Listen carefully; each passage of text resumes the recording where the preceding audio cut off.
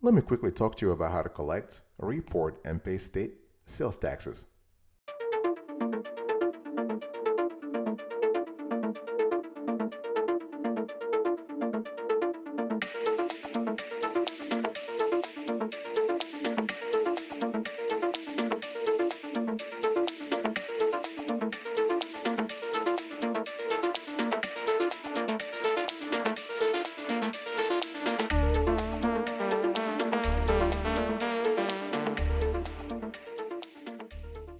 Welcome back, folks, to another edition of the Awesome Studio Kiwi Show. How are you today? I hope you are doing fantastic. I'm doing marvelous if you were to ask me. If you are doing as great as I am, go grab a cup of coffee or tea or vodka and let's roll.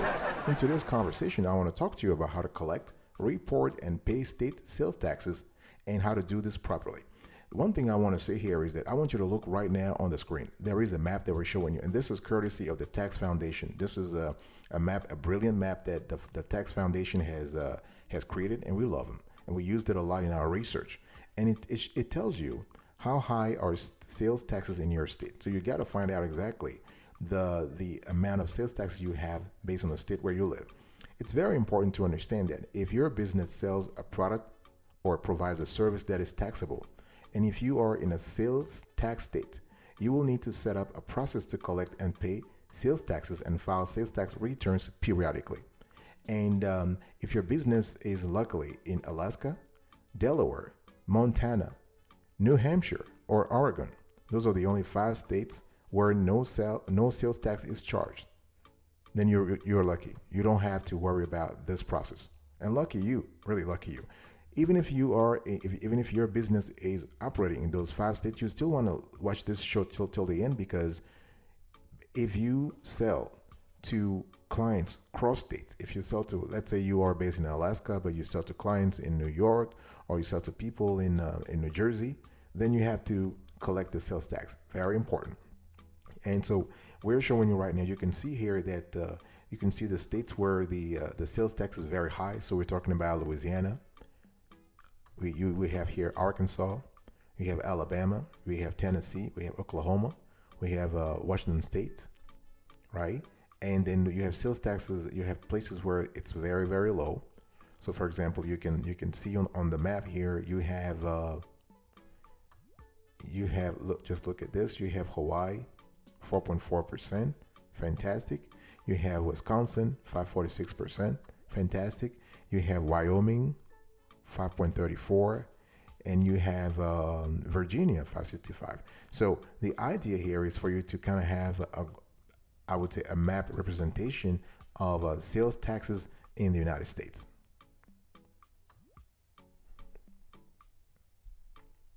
Now, you need to understand that sales tax is a complex issue. So sales tax are frankly a mess, really. They're just a mess. There are many taxing localities involved, each with its own tax rate and list of taxable products and services.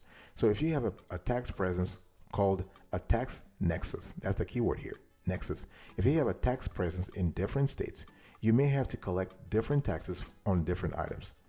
I think I just said that, right? And if you sell on the internet, trying to figure out if you have to collect sales taxes from customers in many states becomes almost impossible to manage. So to help you sort this out, this video contains the steps and decisions you will need to make, you'll need to go through in order to collect, report, and pay sales taxes on the products or services you sell. And here are the main steps in the process of preparing to collect, report, and pay sales taxes. Step 1. You need to begin by determining whether you must collect sales taxes in a specific state, right? This is what's called the tax nexus question. So if you sell online, this is step 2. If you sell online, you will also need to check to see if you need to collect and pay sales tax on this online transactions in your state. Step 3, you need to register with your state's taxing agency. So if you sell in more than one state, you will need to register in each state. Yeah, I know, very complicated. So your state will also have information on what products and services are taxable. Step 4, you need to determine the sales tax rate or rates you must charge.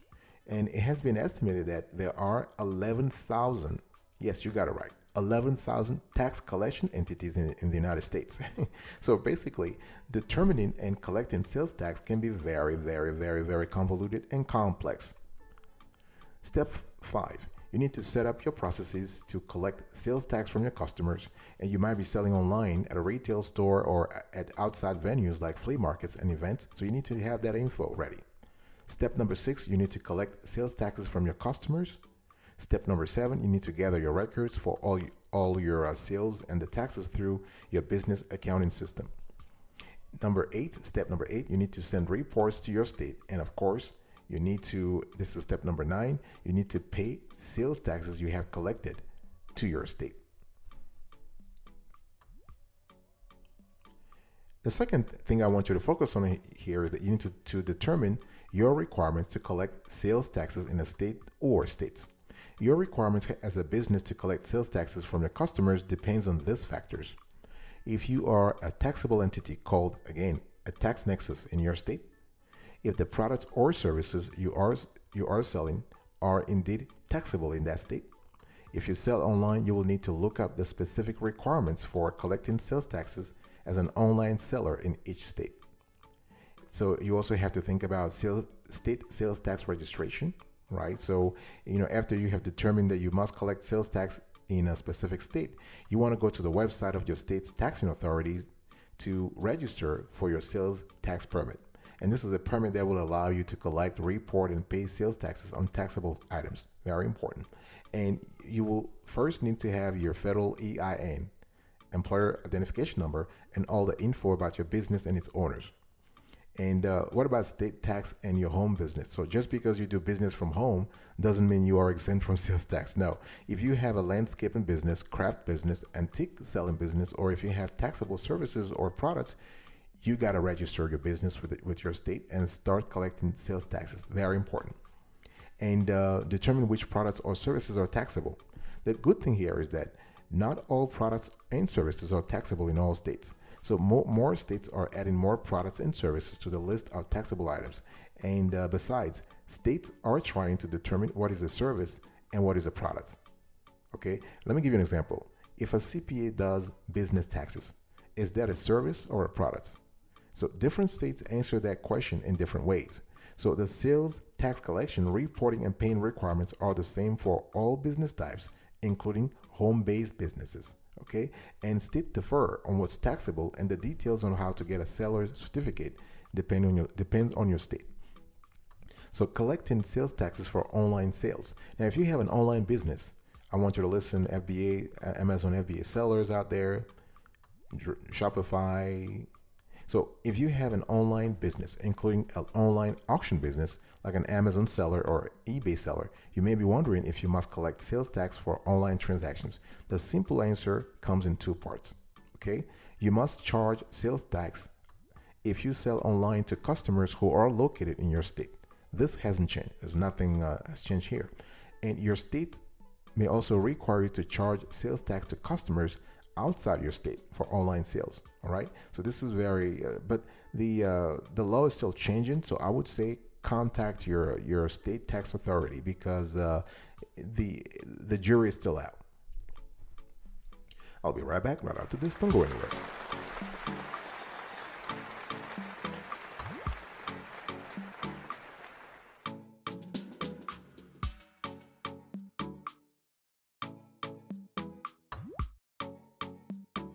Welcome back, folks, to another session of the Awesome Studio Kiwi Show. How are you today? We're still having a conversation about how to collect, report, and pay state sales taxes. Step number 4, I want you to determine the sales tax rate to collect. Again, the rate changes depending on your location. So if you're selling in multiple locations, you must include the correct sales tax for each location. For example, if you're selling products in several cities or counties within your state, the correct amount must be collected from each locality. And this gets very complex if you have many places where your products are being sold. So if you're selling in several states, you must also program the correct amount for each location within the state. All right. And if this makes your head spin, join the club. You're not alone here. If you do business in several locations within and between states, or you sell online, you might want to use an online sales tax service. Like there are a lot of them out there. You have TaxJar, you have Avalara, you have other, even payroll, even QuickBooks started to offer that service. And how do you collect sales taxes from customer? So after you have received your sales tax permit, you can begin collecting sales tax from customers. You must show the tax amount, you need to show the tax amount separately so the customer can see the amount of the tax. And this typically is not a problem because most states, most sales receipts are programmed to show the amounts. And if you are selling online, your shopping cart page will show the sales tax calculation, and you'll need to program the computer for the applicable sales tax amount or amounts, or start using the services of an online sales tax service. And what about the check on sales tax exemptions? And in some instances, the products you are selling may be exempt from sales taxes, right? Some products like food and prescription medications may be exempt from sales tax. So you want to check with your state if you think your products might be exempt. You may also want to look into getting a sales tax certificate if you buy products for resale. This is very important. So the process of getting this exemption certificate and the requirements are different for each state. And it applies to products purchased for resale and raw materials, and some nonprofits in some states. So let's say if someone wants to buy from you and says they are a reseller, or that they are buying for resale, they need to show you a valid reseller's permit. Make sure to keep a copy of this permit in case you are questioned by state sales tax agents. Step number 7, I want you to keep records on sales tax collected. This is very important because after you have collected the sales tax, you must keep records of how much you have collected. And this amounts go into the sales tax payable liability account on your balance sheet. And you show this in your accounting system. If you have an online accounting system, you can set up sales transactions to automatically post to this account. And next, how do you report sales tax information to your state?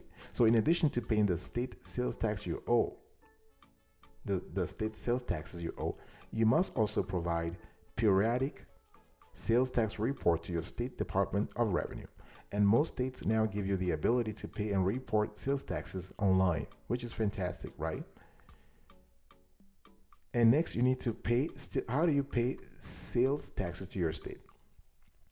The requirements are kind of different here, so we're going to give you a generic, let's say a standard piece of advice. You want to check with your state to see when you must pay the sales taxes you have collected. The frequency of payment depends on the volume of your sales. In most states, you must pay monthly if you have a high volume of sales, but at least quarterly in almost every state.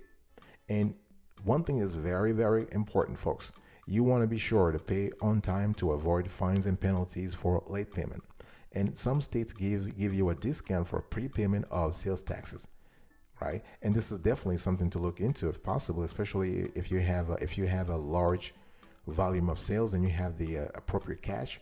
Then it must be very, very interesting. Now, this could be also an interesting fact if you are let's say you are selling to customer in a state where the sales tax rate is kind of low, because remember that the sales tax process is complex because there are many localities. I already said that, right? And those localities each has its own sales taxes. They have their own rate and different ways of determining tax, whether it is origin based or destination based.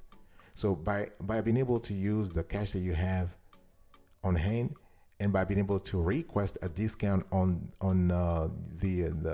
discount for prepayment of sales taxes, you are able to actually save a lot of money in the long run. But you got to have the volume, though. If you don't have a high volume of sales, it's not really worth it. So don't even bother. And one thing I also want to say here is that what about you need to learn what it takes to prevent a sales tax audit or survive one. So the best way to survive a tax audit is to avoid one in the first place, right? And small and medium-sized businesses, those retailers should learn the 9 points. So there is a sales tax compliance checklist that we have gathered for you, and I want you to pay attention to the 9 points in that checklist. First, you need to know your nexus. You need to maintain sales tax and business licenses, know the tax rates, understand product taxability rules. You need to recognize the difference between origin versus destination-based sales tax rules. You need to collect and maintain exemption certificates. 7, you want to charge the proper tax type. 8, you want to know the risk on sales and use tax returns. And number 9, you need to understand audit triggers. Now, what are the triggers? Let me give you a few audit triggers. A significant percentage of exempt sales. Large changes, either increase or decrease in sales tax. Late returns filings. Incorrect math. Nexus but no registration. Not filing and remitting use tax. Current vendor audit. So if one of your vendors is being audited and that vendor has not charged you sales or use tax or has charged you incorrect tax, this will likely trigger an audit on your end. Same thing goes for current customer. Whistleblowers. So a whistleblower can be a disgruntled employee, an unhappy customer, a competitor, or businesses in the same location as you that know or suspect that you have not paid your fair share of taxes. Resale certificates can also be audit triggers. Drop in taxable sales.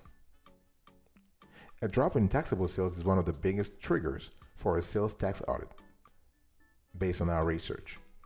Requesting a refund. So a refund request, especially a large refund request, will trigger an audit. Industry type. So companies in a certain particular industry that frequently underreport sales and use tax, or industries that traditionally have a high use tax liability, are often targeted for an audit. So not found in state system. So companies that have a website, are listed in the phone book, or appear in a newspaper, magazine, or online news report can trigger an inquiry regarding their registration status. So if a small and medium sized business retailer must submit to a sales tax audit, the auditor will usually ask for a list of non-taxable or exempt sales transactions, invoices and associated exemption certificates, and backup documentation. And a use tax audit is similar. Auditors will request purchase invoices, use tax accrued and paid, and any direct pay permits. Let me give you, during the tax audits, other documentation that will be needed, because depending upon the kind of audit you have and the size of your operation and the history that you have with the state tax authority, there might be other documentation that are needed. Let's go through them. So first, they might ask you, the auditor might ask you to see a chart of accounts and a trial balance. Now, a chart of accounts and trial balance, those documents can be taken from your accounting software. So if you use a small business software like QuickBooks or QuickBooks, you really want to just dig into the platform and retrieve that info. And especially trial balance is very important because it shows expenses and revenues and liabilities and assets. And they might also ask you about the nexus questionnaire. The auditor might want to know the list of locations. This is very important, especially for online entrepreneurs, people who sell to several states. And if you sell to all 50 states in the United States, or if you sell, I would say, overseas, if you have customers in Europe and Africa and Asia, this becomes a little complicated because you might be audited by that state, but by that country as well. Invoices. So the sales tax auditor might ask for invoices. And they might ask for invoices on a specific client. They might ask for invoices for a specific period. It can be a month, it can be a week, it can be a year, it can be a quarter. It really depends. They might want to review all exemption certificates you have. They might want to review your fixed asset purchases, and this is for use tax. And they might want to review non-asset purchases, again for use tax. And they might want to review all of your tax returns. And here I'm talking about your federal tax return, your state and local, whether you filed a 1040 or 1065 or 1120, depending upon the legal structure and the filing status of your company. So here you have it. Here is a non-exhaustive list of the documentation that the state tax auditor might ask. All right, folks, this is it. This was just a short conversation about how to collect, report, and pay state sales taxes, and I just explained everything to you in 10 points. Number one, know that sales tax is a complex issue. Number two, you want to determine your requirements to collect sales taxes. Number three, determine which products or services are taxable. Number four, you need to determine the sales tax rate to collect. Number five, you need to collect sales taxes from your customers. Number six, check on sales tax exemptions. Number seven, keep records on sales taxes collected. Number eight, report sales tax information to your state. Number nine, pay sales taxes to your state. Number 10, learn what it takes to prevent a sales tax audit or survive one. Thank you so much for your attention. Really appreciate it. I will see you next time. But until then, remember, stay marvelous.